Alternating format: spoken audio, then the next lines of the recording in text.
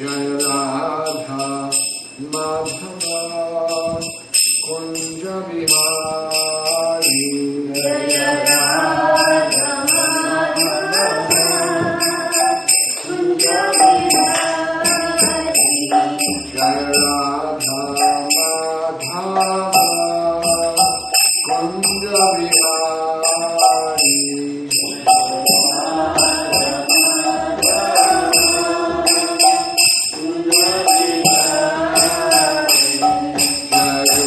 Jana Vallabha Girivardhari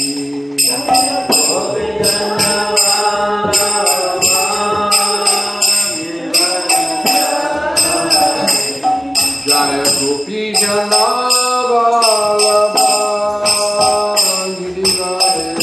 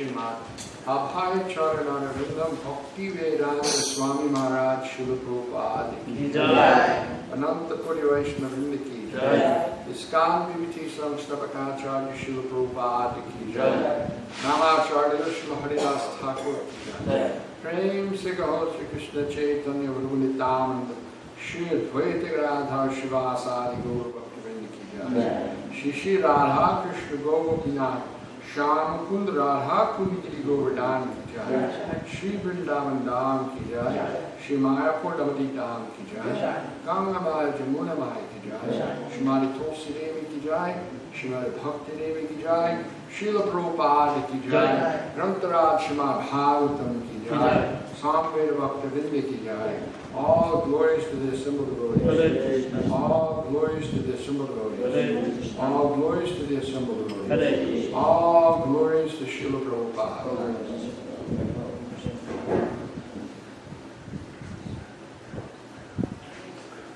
So we're reading from Srimad Bhagavatam, Canto 2, Chapter 2, entitled The Lord in the Heart, text number 13. Om Namo Bhagavate Vasudevaya. Om Namo Bhagavate Vasudevaya.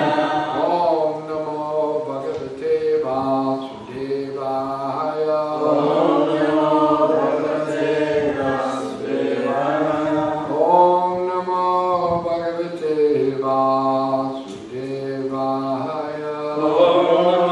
Bhagavate Vasudevaya.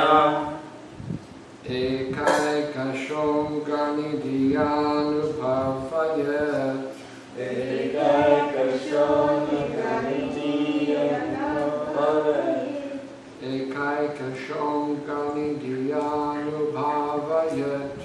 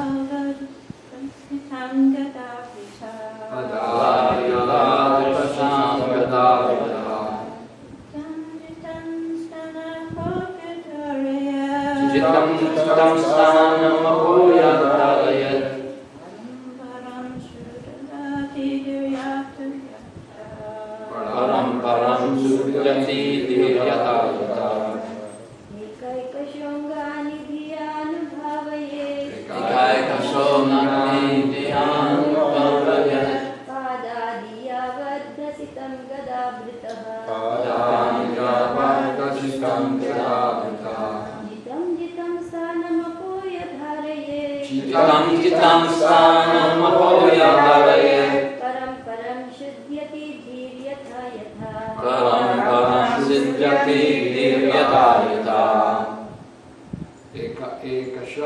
Ekashaha, one to one, or one after another, Angani, limbs, Diya, by intention, Anubhavayat, meditate upon, Pada Adi, legs, etc. Yavat, until, Hashitam, smiling, Gadabhritaha, the personality of Godhead, Jitam, gradually controlling the mind, Sthanam, place, Apoya, leaving, Dharayat, meditate upon, Param, higher and higher, Shudyate, purified, Dihi, intelligence, Yata, as much as. Translation. The process of meditation should begin from the lotus feet of the Lord and progress to his smiling face. The meditation should be concentrated upon the lotus feet, then the calves, then the thighs, and in this way higher and higher. The more the mind becomes fixed upon the different parts of the limbs, one after another, the more the intelligence becomes purified. Purport by His Divine Grace, Srila Prabhupada. The process of meditation recommended in Srimad Bhagavatam is not to fix one's attention on something impersonal or void. The meditation should concentrate on the person of the Supreme Godhead, either in his Virata Rup, the gigantic universal form, or in his Satchidananda Vigraha, as described in the scriptures. There are authorized descriptions of Vishnu forms, and there are authorized representations of deities in the temples. Thus, one can practice meditating upon the deity, concentrating his mind on the lotus feet of the Lord, and gradually rising higher and higher up to his smiling face. According to the Bhagavad school, the Lord's rasa dance is the smiling face of the Lord. Since it is recommended in this verse that one should gradually progress from the lotus feet up to the smiling face, we shall not jump at once to understand the Lord's pastimes in the rasa dance. It is better to practice concentrating our attention by offering flowers and tulsi to the lotus feet of the Lord. In this way, we gradually become purified by the archana process. We dress the Lord, bathe him, etc. And all these transcendental activities help us purify our existence. When we reach the higher standard of purification, if we see the smiling face of the Lord or hear the rasa dance pastimes of the Lord, then we can relish his activities. In the Srimad Bhagavatam, therefore, the rasa dance pastimes are delineated in the 10th canto, chapters 29 through 34. The more one concentrates on the transcendental form of the Lord, either on the lotus feet, the calves, the thighs, or the chest, the more one becomes purified. In this verse, it is clearly stated, the more the intelligence becomes purified, which means the more one becomes detached from sense gratification. Our intelligence in the present conditioned state of life is impure, due to being engaged in sense gratification. The result of meditation on the transcendental form of the Lord will be manifested by one's detachment from sense gratification. Therefore, the ultimate purpose of meditation is purification of one's existence, of one's intelligence. Those who are too engrossed in sense gratification cannot be allowed to participate in the archana or to touch the transcendental form of Radha, Krishna, or Vishnu deities. For them, it's better to meditate upon the gigantic Virata Rupa of the Lord, as recommended in this verse. The impersonalists and the voidists are therefore recommended to meditate upon the universal form of Lord, whereas the devotees are recommended to meditate on the deity worship in the temple, because the impersonalists and the voidists are not sufficiently purified in their spiritual activities. Archana is not meant for them. Om Ajnani Timinandasya Jnananjana Shalakaya Chakshurunmalitam Jena Tasmai Shri Gurave Namaha Mukam Karoti Vachalam Pangum Langayate Gadim Yat Kripataraham Bande Shri Guru Dinataram Paramanam Namaram Shri Chaitanyeshwaram. Hare Krishna. Hare Krishna. So, I want to thank Yogendra Vandana Prabhu for giving an opportunity to speak with you all today. This is a very important verse because it gives us information about the process of meditation. So Srila Prabhupada starts out the purport by saying that the Bhagavatam, Srimad Bhagavatam, the process of meditation is not something void or impersonal. Many so-called spiritualists are advocating meditation. It's very popular meditation. But people don't really know what meditation means or what it is. And there's a lot of speculation that goes on about what meditation is. And usually it's about something that's either impersonal or void. If it's the Mayavadis, it's an impersonal type of meditation.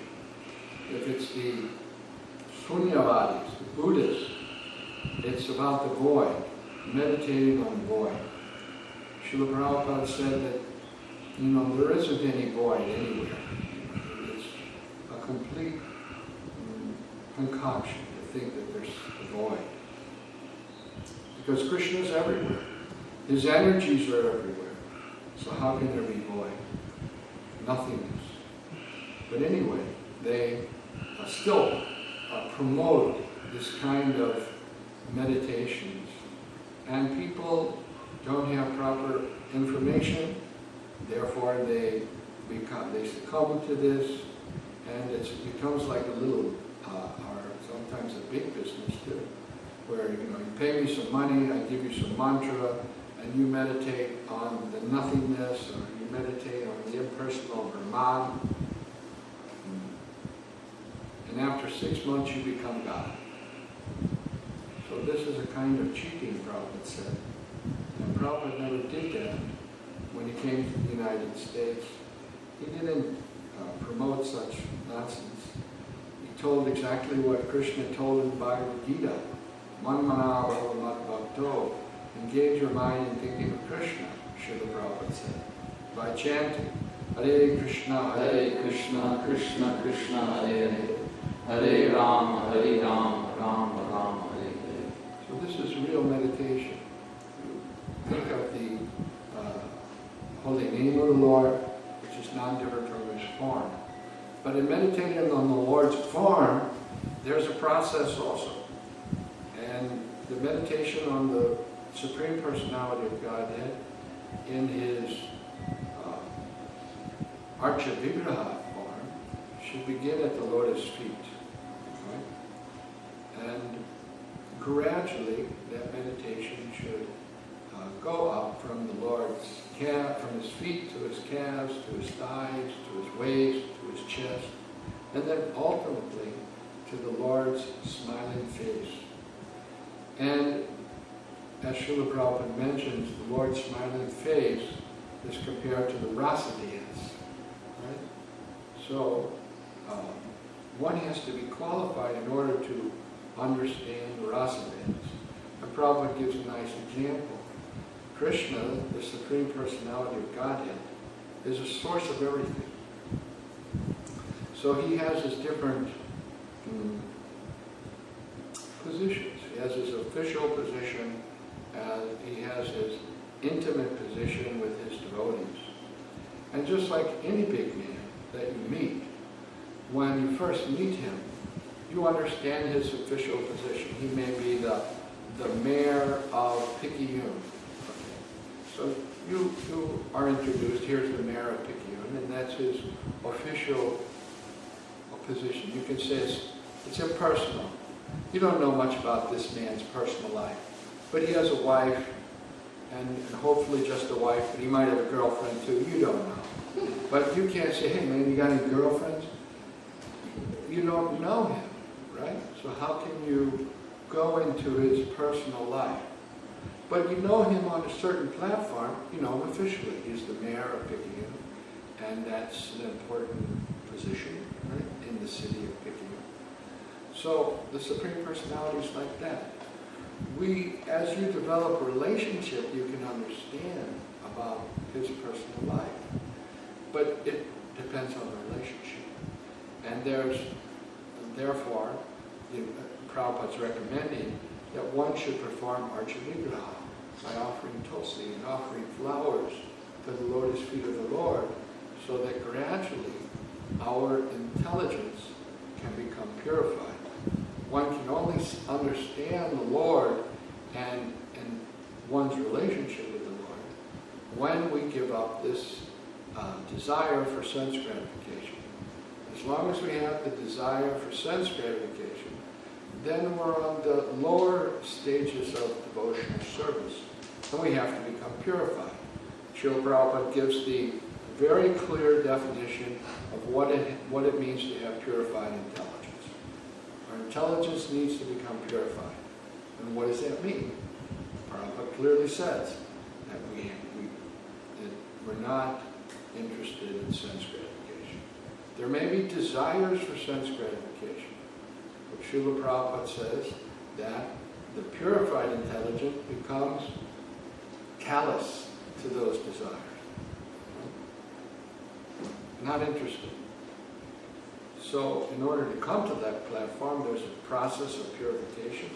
And Srila Prabhupada's recommending here that we should bathe the Lord and dress the Lord and cook for the Lord and make garlands for the Lord. And in this way we understand our relationship with the Lord. There's 3 deities in Vrindavan that are in reference to the 3 aspects of the Vedic literature, which is Sambandha, Abhideha, and Paravyoma. So the Sambandha deity is Srila Sanatana Goswami's deity, Radha Madan Mohan. That deity helps us to establish our relationship with him. And Govindaji is the process of Abhideha. Abhideha means one's devotional service is increasing. One becomes having some taste for devotional service. And devotional service becomes spontaneous. And then part of Yoma, that deity is moving, Gopinath. And Gopinath is the Lord of the Gopis. And the Gopis are the highest of all the devotees, are on the highest platform of devotional service. Their devotional service is considered to be the highest because of the amount of complete surrender to Krishna. Krishna was calling them in the dead of the night, and they gave up everything. They gave up their families, they gave up their children, they gave up everything to run the Krishna. So this is considered the highest. But in order to understand that relationship, it's not possible. So in the beginning, and therefore, the purification has to take place. And this is what meditation is all about. By meditating on the Lord's form, by meditating on the Lord, that's why when Srila Prabhupada would speak, he would always talk about the greatness of Krishna, right? And Krishna is very great. And therefore, one will not succumb to the trying to make Krishna some cheap thing, right? The highest principle in the spiritual world becomes the lowest principle here, right? And Krishna has, his paramours in the spiritual world, but here that's considered very degraded, right? So to understand that, one needs purified intelligence, and and therefore the process to become detached from sense gratification, so that one cannot understand that. And it's a very practical thing. It requires practical service. Our meditation is meditating on our service, what we do for Krishna. And one devotee asked, well, if you are fixing the carburetor on the engine, how is that, non-different from Krishna? And why would that make you think of Krishna? And Srila Prabhupada replied that no, but if you're doing it for Krishna, then you'll think of Krishna. You may be changing the carburetor, but this is Krishna's car to be used in Krishna's service, and in that way you'll think of Krishna. So everything that we do becomes an impotence to think of Krishna and to remember Krishna. Prabhupada gives the example that if a man is in the factory, he may be working in the factory, but at the same time he's thinking of why he's there in the factory, which is to raise money for his family, right? So that gives him the energy to work in the factory. So in devotional service, it's the same thing. If you do things for Krishna, then naturally you'll think of Krishna. And when you think of Krishna, we become purified. It establishes our sambandha with Krishna. Actually, the spiritual master, what he gives is sambandha jnana. He gives knowledge about Krishna so that we develop a desire to want to know Krishna and to become closer to Krishna. This is the problem that we have, is that we're listening to our mind, and the mind would rather do anything than think of Krishna. Because the mind for so long has been in charge. Mind is dictated. Enjoy this, enjoy that. And we are following very faithfully the mind. Whatever the mind dictates, we do. The mind is our guru. But rendering devotional service is a different, the mind is not so much attracted by that because it's losing its power. Right? The mind over us is losing its control. And the material energy, Maya, she's very powerful, Srila Prabhupada said. And unless we are sincere, she will overcome us in the form of the mind. Right? So devotional service means that we follow the instructions of the spiritual master. We render some menial service, and we try to be inquisitive to find out what is the message that he's giving us. And in this way, Krishna, from within the heart, because we don't have that kind of power to overcome Maya. She's much more powerful than we are. The mind is very powerful. But Krishna, from within our hearts, when he sees that we're endeavoring, when he sees that we've become serious about neglecting the mind, neglecting sense gratification, then he tells Maya to step aside. Step aside. It's like if you are cold, if you get next to the fire, then you don't have to fear the cold, Srila Prabhupada says. In the same way, if we get next to Krishna, then we don't have to fear Maya. Maya will step aside. In India, they have, things in Bombay are different, but in the villages in India, the ladies are very shy, right? They wear their saris over their heads, and if they come in front of men, they'll completely cover their face, right? And of course, in the cities, it's slowly becoming like the West is changing, but in the villages, it's like that still. So Maya, she's like that. The same lady in her house, she may be shouting orders and, giving commands and doing housework, but if she comes in front of an outside man, she'll cover her face and become very timid. And in the same way, Durga Devi is like that in front of Krishna. She takes the back row and she becomes very timid. She can't, be very bold in front of Krishna. So therefore, Prabhupada says, keep yourself fixed up at the lotus feet of Krishna. And establishing our relationship with Krishna is what it means to be a devotee. Now one other point Srila Prabhupada makes here in the purport is that those who are too engrossed in sense gratification cannot be allowed to participate in archana or touch the transcendental form of Radha and Krishna or deities. To engage in deity worship, therefore within our movement we have Harinam Diksha, one that can be initiated into the holy name and can chant Hare Krishna, Krishna Krishna, Hare Hare, Hare Ram, Ram Ram. But in order to worship the deities, one has to have second initiation. And it's expected that one who takes second initiation has gone through the purification process and is ready to become even more purified by worshiping the deities. So Srila Prabhupada offers second initiation. And if one, Srila Prabhupada mentions here, if one is not sufficiently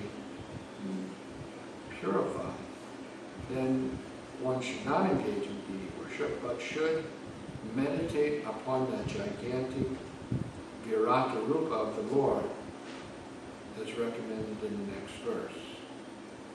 So I haven't read the next verse, but the Virata Rupa is this imaginary form of the Lord that's here in the material world, and there's various descriptions of that form, and the sun and the moon are his eyes, and the mountain is his backbone, and the trees are the hairs on his body, and it goes on and on.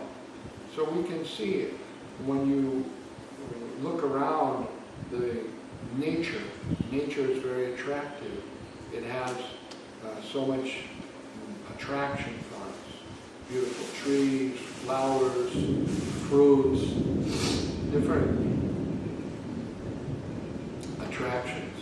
Right? Even the thunder has its attraction. Confirmation. It really sounds nice to us people because it hasn't rained in like more than 2 weeks. Oh, I thought it was raining every day. Yeah. Just goes to show you. Yeah. But even in India right now, they're waiting for the rain anxiously. The rainy season starts in Bombay, around June 14th or so. But before that, people are counting the days until the rain comes. Because it's so hot. And it's probably about, the temperature is 97 or 98, but with the humidity, it feels like about 115. And then as soon as the rain comes, the temperature drops down to about 80 degrees. So people are waiting for that. Just like we're waiting for the mercy of Krishna to be able to actually overcome our material desires and the desires for sense gratification, so that we can really understand the pastimes of Krishna, the pastimes of Radha and Krishna, which are so meaningful and so wonderful. The Sahajas in Vrindavan, they take everything very cheaply, and they think that the pastimes of Krishna and the gopis are like the, young boys and girls in this material world. But that's a completely different and transcendental understanding. No one can understand it unless they're sufficiently purified. So first, one chants the holy name of Krishna. Hare Krishna, Hare Krishna, Krishna Krishna, Hare Hare, Hare Rama, Rama Rama, Hare Hare. And a purification takes place, but also one can take second initiation, Brahminical initiation, and engage in the deity worship of the Lord. Right? And one can actually touch the lotus feet of Krishna, and dress Krishna, and bathe Krishna, and cook for Krishna, and this will help us, advance our relationship with Krishna, our sambandha, and in that way understand, go beyond our impersonal conception. Krishna is a person, right? And we do things for him in a personal way. I see the garlands here, they're so wonderful. They're flowers that are grown right here on the land, garlands made by the devotees, and it's, Krishna's reciprocating by giving these beautiful flowers, fragrant flowers. In many of our temples, they buy flowers from outside, but there's no scent. Nectar Devotion says it's an offense to offer flowers that have no scent. And, but what to do? That's all that's available. But here, Krishna is reciprocated so nicely with the devotees' desire to serve them. He's giving these beautiful flowers with a beautiful scent. Gardenias. One gardenia costs so much money, but here's a whole garland full of gardenias. So this is a very fortunate position to be able to offer Krishna such nice things. And it's not so much the things we offer, but the way we offer them. The more we realize that Krishna is a person, the more Krishna will become happy. The more Krishna becomes happy, the more we'll be happy from within our hearts. Here in the material world, we've kind of soured our relationship with Krishna. So Krishna is kind of taken residence in our hearts. He's taken a back seat. He's with us, but he's just kind of, in the background, so to speak, observing us, keeping a watchful eye on us. Like the parents let the child play on the beach, right? And they're making a sand castle, they're so absorbed, but they're keeping a watchful eye. They're letting them do what they want to do. And we're kind of like that. We're making our houses, and we're doing this, and we're doing that, right? And Krishna's just kind of watching. But in the material world, the tide comes in just like on the child's sandcastle and finishes everything. In the same way, when one is totally absorbed in materialistic activities, time factor doesn't stay still. It comes and washes all those things away. The big men of the past, the Vanderbilts and the Rockefellers, they're gone. Their empires are gone. Everything has changed. So whatever is done for sense gratification, whatever is done for some material motivation, in time it will be finished. No benefit. But whatever is done for Krishna, whatever is done for the pleasure of Krishna, that benefit will reside with us eternally. Even if we don't complete it, even if we don't complete in this life our Krishna consciousness, still in our next life we'll be able to take up where we left off. So it's a great benefit. And if we're able to help other people, that not only is a benefit to that person, but it is a great benefit to us because Krishna he becomes very much pleased when he sees that his devotee is taking the time and taking the effort to enlighten his parts and parcels by having them engaged in devotional service. And we see that is exemplified in the life of Srila Prabhupada. There wasn't any need for him to go to America. He was with Krishna in Vrindavan, living in Radha Damodar temple.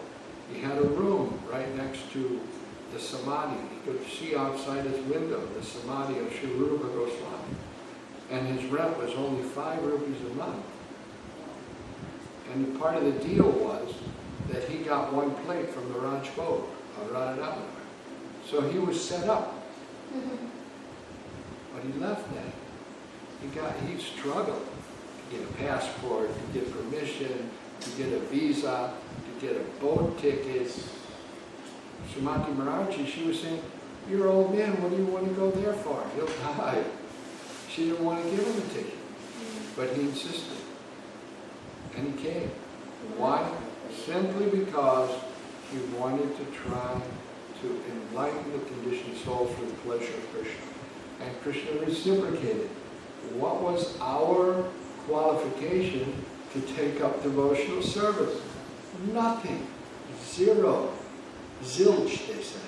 Right? But because of Srila Prabhupada's intense love for Krishna and desire to serve his spiritual master, Krishna, from within the heart of the conditioned soul, enlightened them to do devotional service. Chant Hare Krishna. Okay, sounds good, I'll do it. Hare Krishna, Hare Krishna, Krishna Krishna.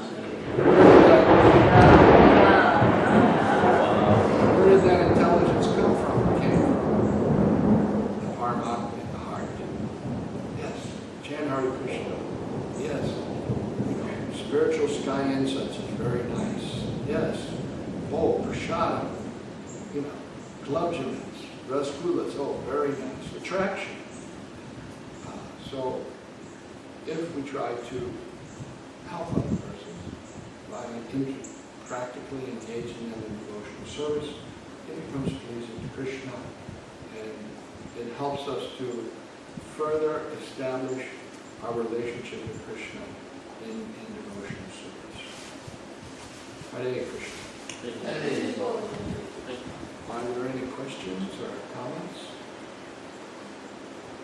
What temple did Srila Prabhupada get the Raj Bhog from?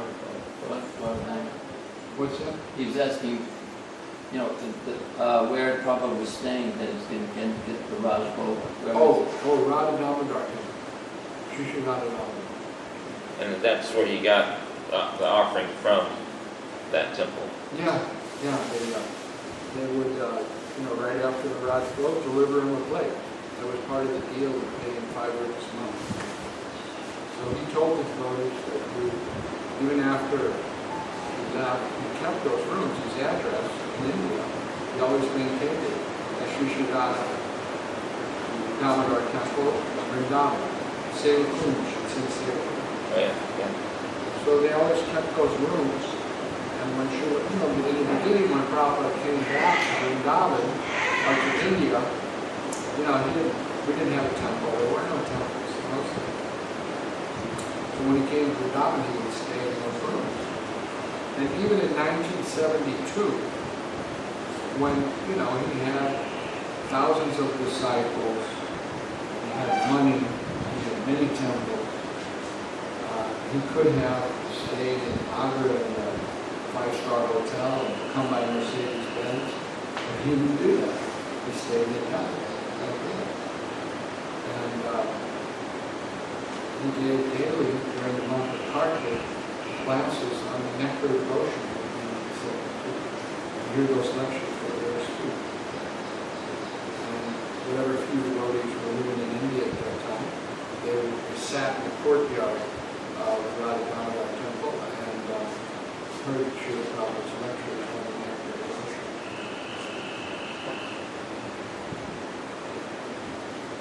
A nice place. I've been there, but just once in my life, a long time ago. Right.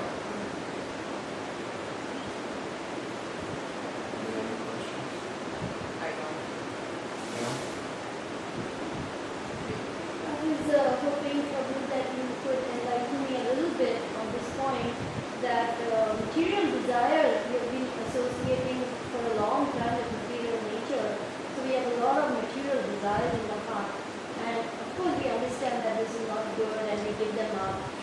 them up and all that. But at the subtle level, how does one give up the desire for name, fame, adoration, distinction, profit? Because as you go on in devotional life, these things start coming. Then how to be very careful not to let these things become another source of, sense gratification? Well, name, fame, distinction, adoration, and profit. These are all the subtle forms of sex life. And giving up gross sex life is difficult, but even more difficult is giving up the subtle aspects of sex life. Because, like I said in class, Krishna's material energy is very powerful, and its control over us is very strong. But Maya is never as powerful as Krishna. Maya is subservient to Krishna. Maya yakshena prakriti suyate satarajnana. Krishna says, I control this material nature. So the key to it is to become more and more absorbed in Krishna. The more we become absorbed in Krishna, through chanting His holy name, by worshiping His transcendental form, the more the tight grip that the material energy has over us will become loosened. It's like you can tell that your disease is going away if the fever becomes reduced. So the fever is this desire for sense gratification, subtle or gross. It's the same thing, subtle or gross. So the reduction of the temperature, we can understand, is when we become, like I mentioned in the class, callous to these types of desires.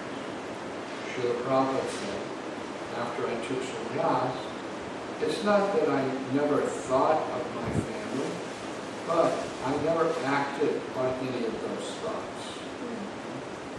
So the incessant flow of these thoughts about sense gratification may come, but the devotee that is fixed in Krishna will have sufficient intelligence to understand, no, I don't want to go there. And then Krishna gives him the strength to not go there. So we have the sword of knowledge that's there. But then that sword might be dull. So one needs to sharpen the sword through practical devotional service, whatever it is that we do for Krishna. Could be anything. So the sword becomes very sharp. So we have the sword of knowledge. It's sharpened by practical devotional service. Again, we may not have the strength to pick up the big sword and to wield the sword. Right? So where do we get that? That's not physical strength, it's spiritual strength. One requires some detachment from the material energy, and that comes by the mercy of the Lord. And when we have that combination, the knowledge, the practical devotional service to make the knowledge properly understood, and the detachment to go forward in devotional service, then we can become successful. Thank you. So I just wanted to make a comment about, you mentioned about the aromatic flowers. So our god brother, Tejas Prabhu, since he's come back from India, he's developed a rose garden. And these roses, everyone, and actually in town people know him because these roses have, every single one of them seems to have a unique flavor. Even some of the roses are not normally so, maybe have a scent or it's very subtle written. With his, it's like somehow or other he's developed personal relationships, he's been given some potency, and it's really something extraordinary. I just wanted to make one quick comment about Madhu's question is that I was just thinking also that any time, of course, Prabhupada is a perfect acharya, a teacher by example, and any time someone would praise him, where, you know, you could think, oh, he's going to go there, you know, I'm so accomplished, he would always say, it's only by the mercy of my spiritual master.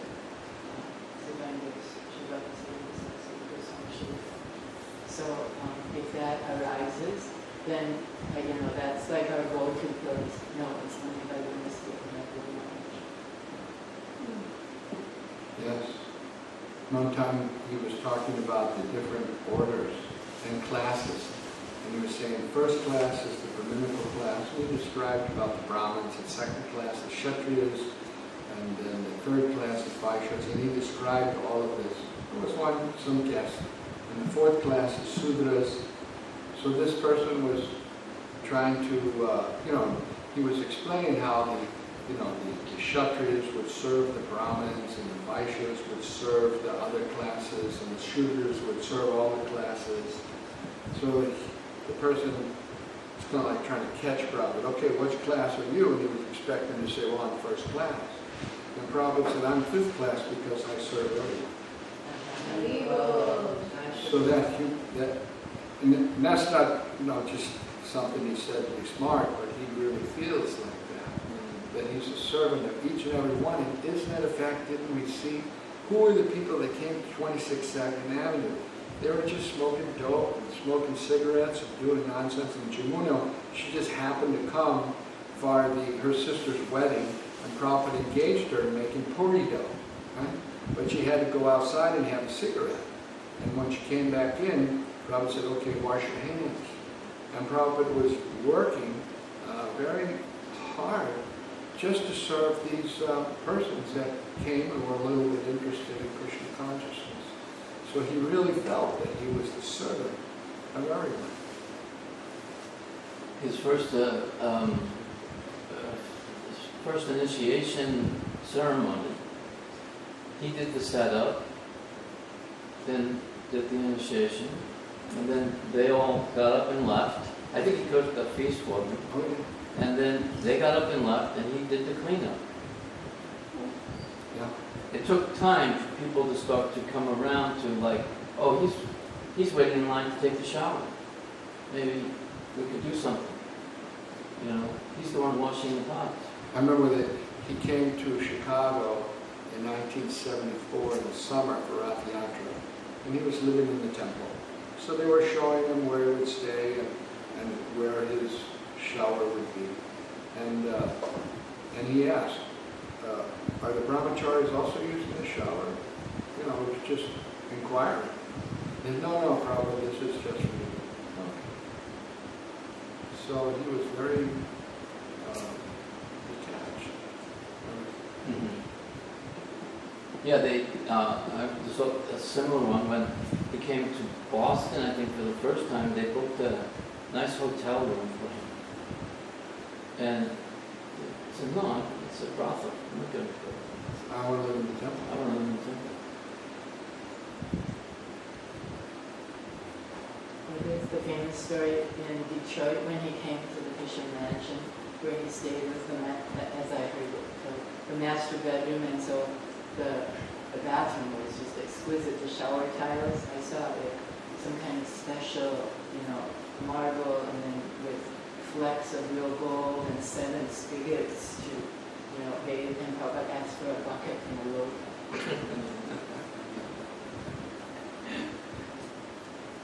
When he came to America, they would say, well, you'll have to change, you'll have to learn how to eat with a fork and not with your hands, and you'll have to learn how to wear pants. And they were telling him like that. But just see, rather he taught people how to eat with their hands and how to wear a dhoti. He never changed. He remained the same. So if we try to surrender to Krishna, surrender to Krishna's pure devotee, then Krishna from within our hearts will reveal to us our relationship with the Krishna through his devotee. One nice story that I read in Jamuna's book, she was living in Radha Damodar, and it's very austere, especially for a Western woman to live there. No electricity, no fans. Prabhupada's room was downstairs, and she had a room that was upstairs. And one time when Srila Prabhupada came, he informed the devotees that instead of living downstairs, he'll live in the upstairs room. So that means Jamuna had to find another room, and I think she got a room in Vogel Ashram. But while she was staying in that room upstairs, there was a monkey coming to the window every day. So she was feeding him with chapati, 2 chapatis. And Prabhupada had told her, if you feed an animal, feed it at the same time every day. So every day at the same time, she would give a little prasada to that monkey. So anyway, she shifted out. She went to Vogel Ashram. Prabhupada moved in. And then she realized that that monkey's going to come on the window. It was time for it to come. So she didn't want the monkey to disturb Srila Prabhupada, and she ran back to Radha Damodar temple.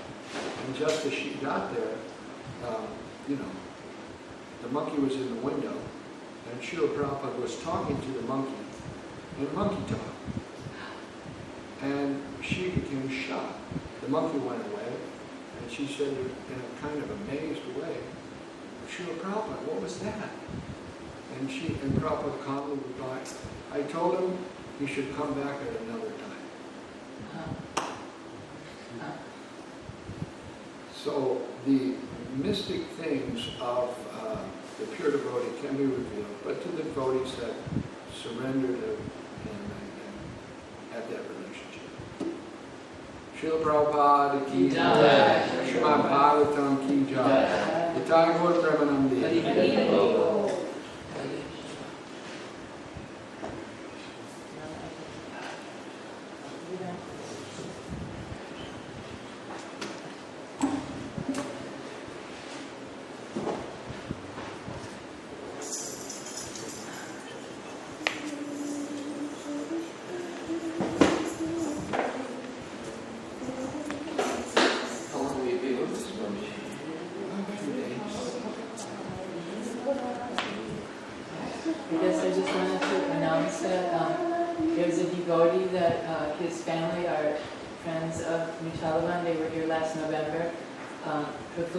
Prabhu and Mother Jayapradha, their son Atharva, who was filming here and made the nice video about Krishna's Kausras. He's in Pune in intensive care in very, very critical condition. And so they're asking devotees to please pray for him. There's no update since last night. They didn't really tell any details. So his name is Atharva, like Atharva Veda. He's only 20 years old. He's so talented and so sincere. He's a filmmaker. And they're from Pune originally? They're from Pune originally. I want to save it And though. they live in Detroit. Well, And now he has his restaurant, Vegeram. Nansuti, you know anything about this? I think in Ypsilanti, and they just opened in Mobile. And then they have a younger daughter also. But like such devoted. What's their name? I'm sorry. What's their name? Karkar. Prabhu Karkar. And his name is Shivani. They're like fairly new to Krishna consciousness. I think maybe probably 10 years ago or less they started going to